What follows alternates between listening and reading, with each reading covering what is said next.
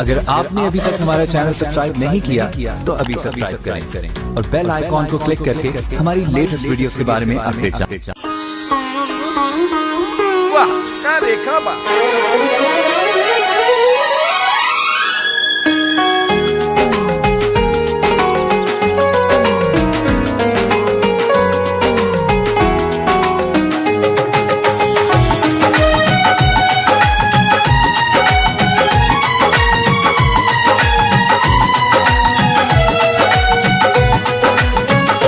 कौना देवता के गढ़ल सवारल हऊ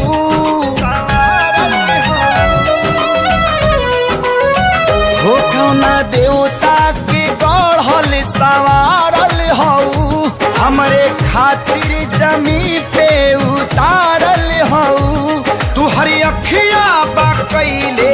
दीवानाए जाना बड़ू अनमोले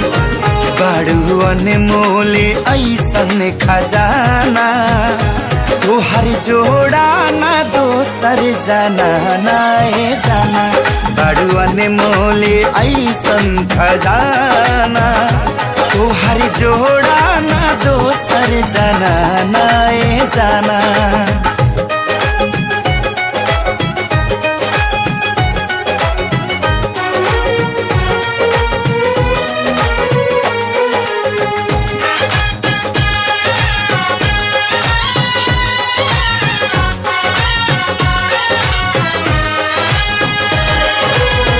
सनवा से रंग लेके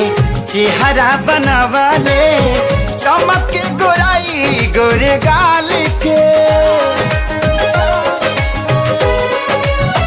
कारी रे बदरिया से केसिया संवराले लागत फुर्सत निकाल के हवा मारी दया चरवा फहर जाला हो मुड़ के देखे त नजरिया ठहर जाला हो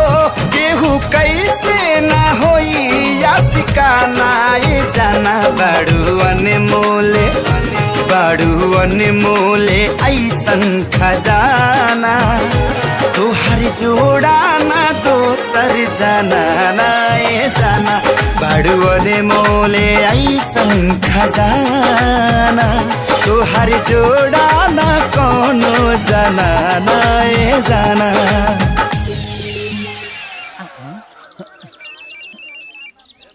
बाबूजी हेलो हाँ बाबूजी से टिकट ले लेना अभी तक ले तो तेल के नहीं ले कहां बड़े लाइन में लागल बनी बाबूजी लाइन में लागल बनी चल जल्दी करे हो।